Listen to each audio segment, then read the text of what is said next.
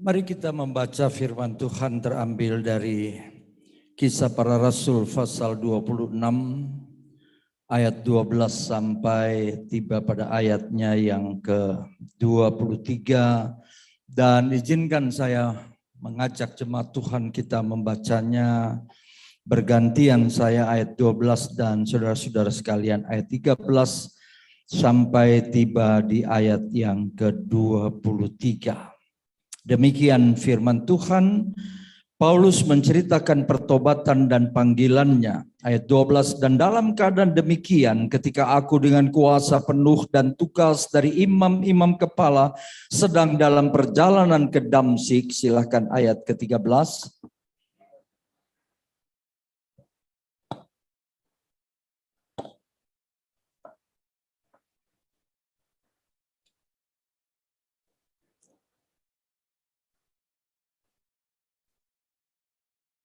Kami semua rebah ke tanah dan aku mendengar suatu suara yang mengatakan kepadaku dalam bahasa Ibrani, Saulus, Saulus, mengapa engkau menganiaya aku?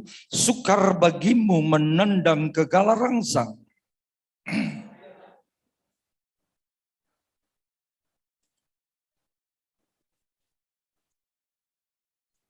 Tetapi sekarang bangunlah dan berdirilah, aku menampakkan diri kepadamu untuk menetapkan engkau menjadi pelayan dan saksi tentang segala sesuatu yang telah kau lihat daripadaku dan tentang apa yang akan kuperlihatkan kepadamu nanti.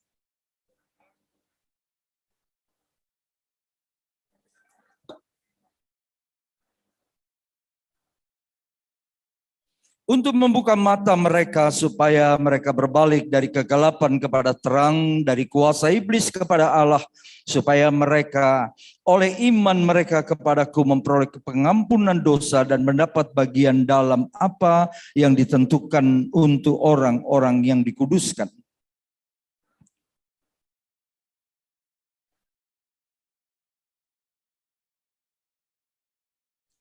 Tetapi mula-mula aku memberitakan kepada orang-orang Yahudi di Damsyik, di Yerusalem, dan di seluruh Yudea, dan juga kepada bangsa-bangsa lain bahwa mereka harus bertobat dan berbalik kepada Allah, serta melakukan pekerjaan-pekerjaan yang sesuai dengan pertobatan itu.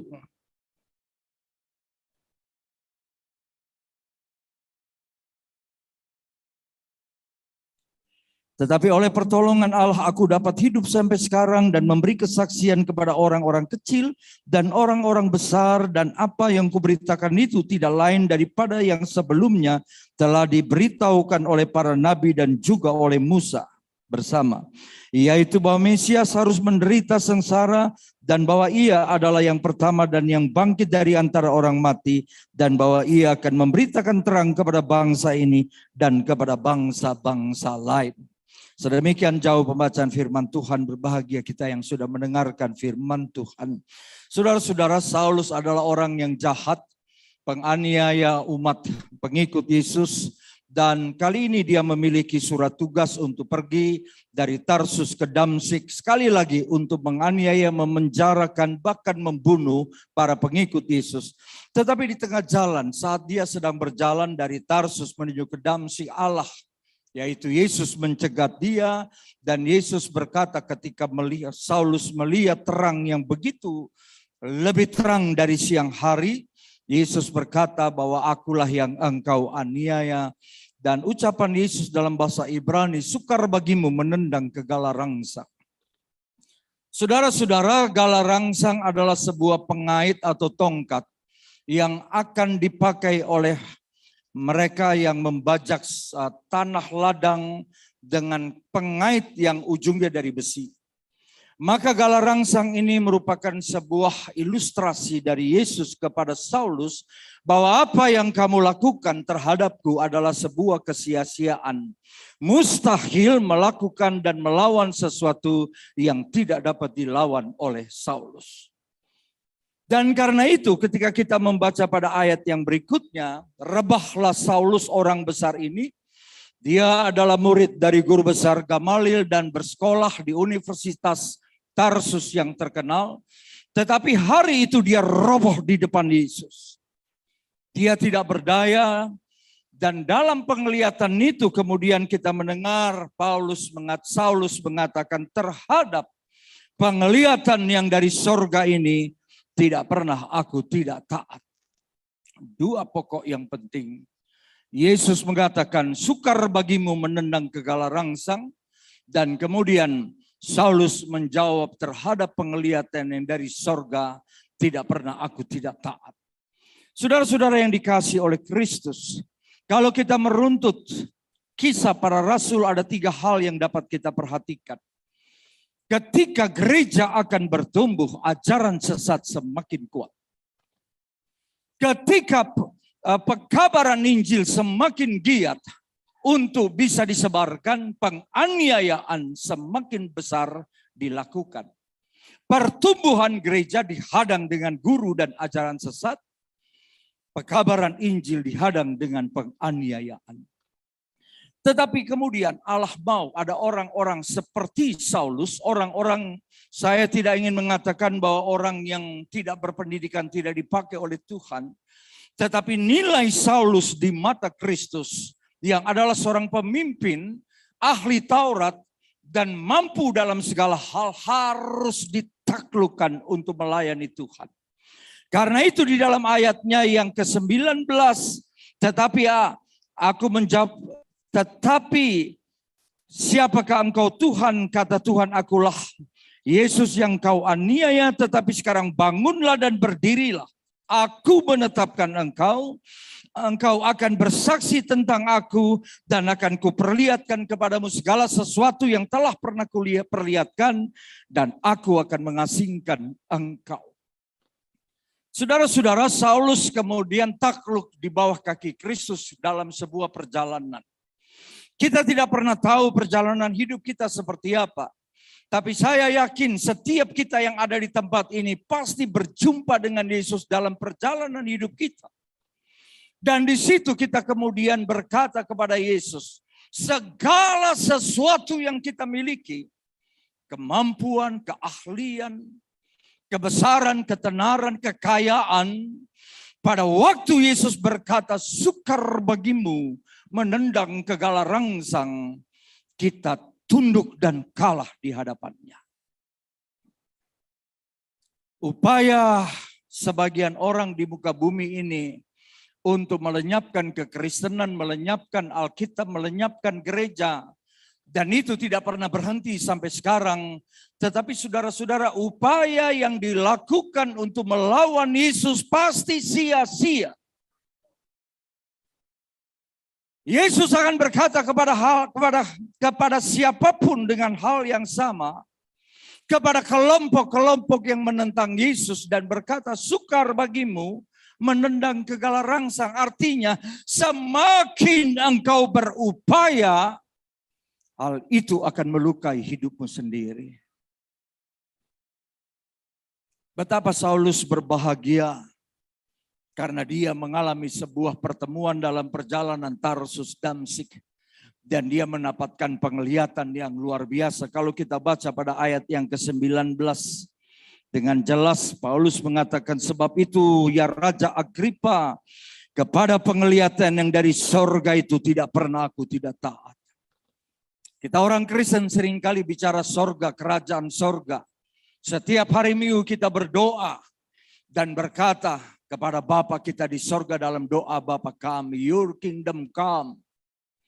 Tetapi persoalannya apakah kita punya pengalaman terhadap situasi yang diungkap oleh Rasul atau Saulus pada waktu itu. Sekarang dia sudah Rasul ketika bersaksi kepada Raja Agripa. Bahwa penglihatan yang dari sorga dia tetap taat. Semua pemimpin yang berhasil adalah pemimpin yang taat atas penglihatan yang seperti ini. Setiap orang yang mengalami perjumpaan pribadi dengan Kristus diubahkan, dia menjadi ciptaan baru. Dia memiliki sebuah pengalaman yang tidak bisa dibagi kepada orang lain, yang tidak bisa diduplikasi kepada orang lain. Karena ini merupakan pengalaman sendiri saja. Kalau kita membaca pada ayatnya yang ke-20 dan seterusnya. Di situ kita membaca dan kita tercengang karena Rasul Paulus kemudian pada waktu dia bersaksi tentang Saulus, dia bilang, ya Raja Agripa, sejak saat itu saya melayani orang besar dan orang kecil. Bukankah kita sekarang lebih suka melayani orang-orang besar daripada orang-orang kecil? Kita lebih suka melayani gereja-gereja besar daripada gereja-gereja kecil.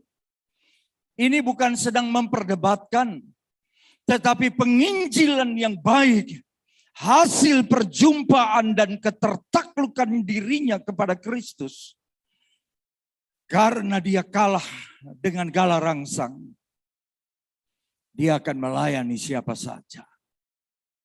Dan pada waktu Paulus mengalami banyak aniaya, kalau kita lihat dalam 2 Korintus 11, daftar dari pergumulan perjuangan yang saya sebutkan sebagai daya juang dari seorang pekabar Injil.